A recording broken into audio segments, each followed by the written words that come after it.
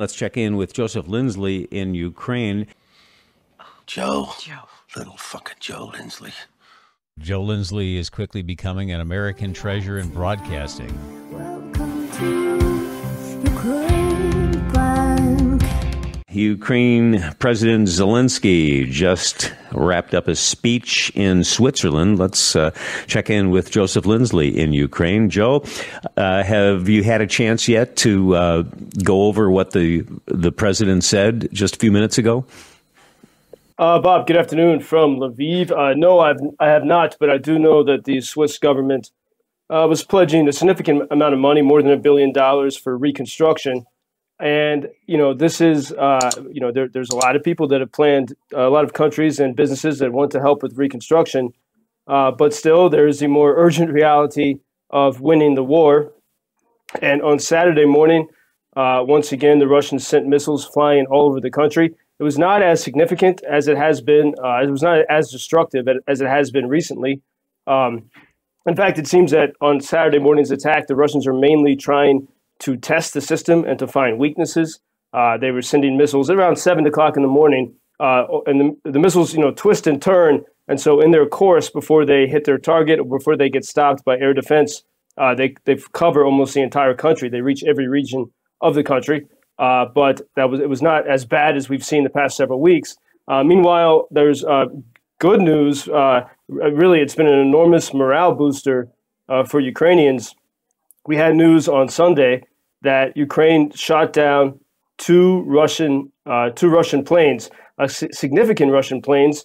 One of them, the Il-22 command aircraft, of which Russia only seems to have probably 11 or 12 of those. Very expensive aircraft was shot down over the Sea of Azov, which is next to the Black Sea. And Ukrainians also, around the same time, shot down an A-50 Russian spy plane over the Sea of Azov. It sank into the sea. Reportedly, that cost $380 million. Russia only they only had 10 of them. Now they have only 9. And that plane, both of those planes are used to help Russia, to guide Russian attacks, to detect Ukrainian air defense, and to coordinate targets. So these were significant strikes for Ukraine, which is still not receiving massive military support. Despite all the talk and chatter. So this was a huge morale boost for Ukrainians to know that they have this ability. And I think it's also a message that Ukraine wants to send to the Western powers, to Germany, and to the United States in particular, that if they have these tools, look what they can do. Meanwhile, while President Zelensky is in Switzerland, I just saw that my friend, the Chief Rabbi of Ukraine, is in Washington, and he tweeted earlier today that he was meeting with Republican Congressman Thomas Massie. Thomas Massie, I think he's from Kentucky, and he's an opponent of funding not only for Ukraine and Israel. And so the chief rabbi on both scores was trying to persuade Congressman Massie to support both Ukraine and Israel. But it was it's sort of an encouraging energy that Ukrainians are, whether they're the president or civil society people or the chief rabbi, traveling the world to take. I think as we talked about several weeks ago, there was a heavy feeling here, but I think there's a new energy now, and I think we see Ukrainians try to share this with the world. To say, hey, look, this is possible. It can be possible to pull off victory. And Bob, I was thinking yesterday being Martin Luther King Day, and I love the Dr. King's letter from a Birmingham jail. And in that, when he was there in the Birmingham jail, he was very frustrated with what he called the white moderate. And he says, I've reached a regrettable conclusion that our great stumbling block to freedom for African Americans is the white moderate, the people who prefer a negative peace, which is the absence of tension, to a positive peace, which is the presence of justice. And he said, he was criticizing the attitude of people who say, oh, I agree with your goal, I support you, but I cannot agree with your methods of direct action. And I think that's exactly what Ukrainians are feeling now. They're doing everything they can to shoot down these Russian jets. They really want the weapons and the permission to hit bases in Russia to put an end to this. But you see leaders all over the world saying, cool it down a little bit And this was the same frustration that Dr. King had when he was imprisoned in Birmingham. And the Russians never acknowledge things like that. I saw a report today that Moscow has no information on that claim that the Ukrainians shot down the planes. That's always the case, isn't it? Yeah, I mean they can't acknowledge these things, and and it's but by the same token, Ukraine, there's things Ukraine can't acknowledge. I was talking with friends in Israel over the weekend. In Israel, every morning at 6 o'clock in the morning, they read the names of those who've been killed in battle. Ukrainians don't do that because as the underdog, they have to keep that. I mean, you can tell by the amount of funerals in different cities, but they have to keep that information secret.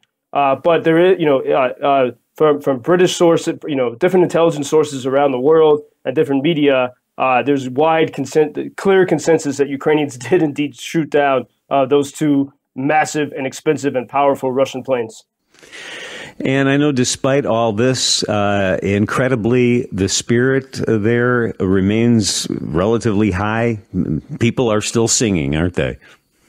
Yeah, and I wanted to share with you this clip of singing because it from two different situations over the weekend in Lviv. The first half of this clip, just 30 seconds, is from a place called the Puppet Theater in Lviv. And, it still is fully Christmas here. And you'll hear in this clip, there were four Ukrainian women bedecked with, they look like sunflowers. They're wearing these big headdresses with the band. And they're singing so cheerfully and forcefully. I mean, listen, I was there at the show and it was an underground theater, and listening to them sing, you feel that you could go right into battle. And the first words they sing are Christos Rodevsa, which means Christ is born. So take a listen here, and then we'll hear. We'll step outside and listen to people singing in the streets.